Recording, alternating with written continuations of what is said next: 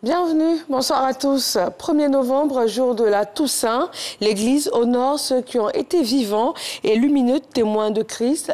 Les paroisses Notre-Dame de la Tendresse et Saint-Jean de Cocody n'y font pas exception. Elles ont commémoré ce 1er novembre avec les fidèles catholiques. Patricia Omoetia. Si un certain nombre d'entre eux ont été officiellement reconnus à l'issue d'une procédure dite de canonisation et nous sont donnés en modèle, l'Église sait bien que beaucoup d'autres ont également vécu dans la fidélité à l'Évangile et au service de tous. C'est bien pourquoi, en ce jour de la Toussaint, les chrétiens célèbrent tous les saints connus ou inconnus. C'est l'occasion de célébrer tous les saints, tous ceux qui nous ont précédés dans l'au-delà, et afin que nous puissions prier pour eux, pour que eux aussi, où ils sont, ils puissent prier pour nous, pour notre sanctification nous-mêmes.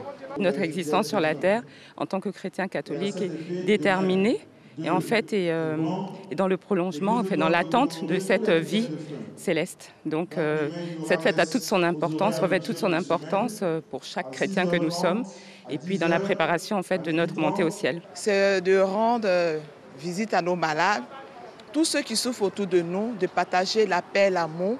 C'est de prier le Seigneur pour que l'harmonie, la paix règne dans notre pays. Et cette pandémie qui est en train de détruire le monde aussi, puisse être éradiquée et la paix revienne dans le monde entier. Cette fête célébrée ici dans les paroisses Notre-Dame de la Tendresse et Saint-Jean de Cocody est donc aussi l'occasion de rappeler que tous les hommes sont appelés à la sainteté, par des chemins différents, parfois surprenants ou inattendus, mais tous accessibles comme l'indique l'évangile de ce jour dans le livre de Saint Marc. Tous les chrétiens aspire à cette sainteté. Et nous le voyons dans l'évangile qui est lu en ce jour. L'évangile où le Christ nous appelle à être heureux.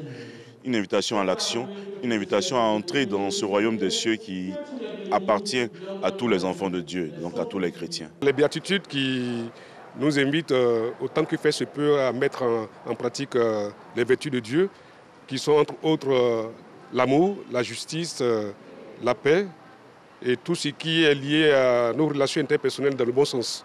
Toujours selon les prêtres des paroisses visitées, la Toussaint a été longtemps célébrée à proximité des fêtes de Pâques et de la Pentecôte. Ce lien avec ces deux grandes fêtes donne le sens originel de la fête de la Toussaint.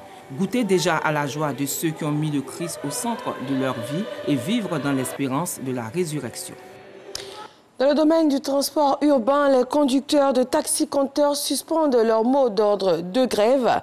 Ils envisageaient d'arrêter le travail à partir de demain, 2 novembre, afin de protester contre la concurrence qu'ils jugent déloyale des véhicules particuliers fonctionnant par application numérique.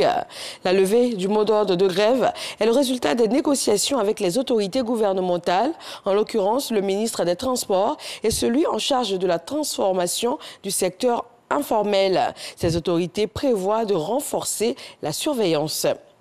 C'est une route bitumée qui va relier les régions de la Maraoué, du Béré et de Gbeke. Elle passera par les localités de Zionoula, Goïtafla, Konaïri et Béoumi. L'État a décidé de bitumer ce axe long de 120 km afin de faciliter la mobilité des personnes et des biens de ces régions. Coût du projet, environ 105 milliards de francs CFA. Avant le début des travaux, les populations ont été sensibilisées à la libération des emprises. Les personnes impactées seront dédommagées. Dans l'actualité internationale, 48 pays, dont 18 membres du Conseil des droits de l'homme, demandent au Conseil une session spéciale. Elle devra examiner la situation au Soudan en matière de droits de l'homme suite au coup d'État. Cette demande est faite dans une lettre adressée à la présidente de la plus haute instance de l'ONU en matière des droits de l'homme et elle dénonce la répression exercée par les militaires qui ont pris le pouvoir, qui a déjà fait plusieurs morts parmi les opposants au coup d'État. Plus de 26 millions de Sud-Africains ont commencé ce lundi à voter. Ils sont appelés à choisir leurs représentants dans 250 municipalités. Ces élections municipales sont à haut risque pour le parti au pouvoir depuis la fin de l'apartheid. L'ANC, le Congrès national africain, pourrait pour la toute première fois passer sous la barre des 50% de voix. Plusieurs dirigeants et en premier lieu l'ancien président Jacob Zuma sont accusés d'avoir pillé les caisses de l'État. Le chômage a atteint des records à plus de 30% dans une économie déjà en récession avant la crise du Covid-19. Et puis, protection de l'environnement, la COP26 réunit les dirigeants de plus de 120 pays ce lundi à Glasgow. Les enjeux de cette conférence, qui doit durer 2 semaines, sont nombreux dans un contexte de pandémie mondiale et d'autant plus pressant au regard des prévisions des experts climat de l'ONU. Ils estiment que le seuil de plus 1,5 degré Celsius pourrait être atteint 10 ans plus tôt que prévu, autour de 2030. La promesse non tenue des pays riches de porter à 100 milliards de dollars par an à partir de 2020 leur aide au climat aux pays en développement est aussi mise sur la table des échanges.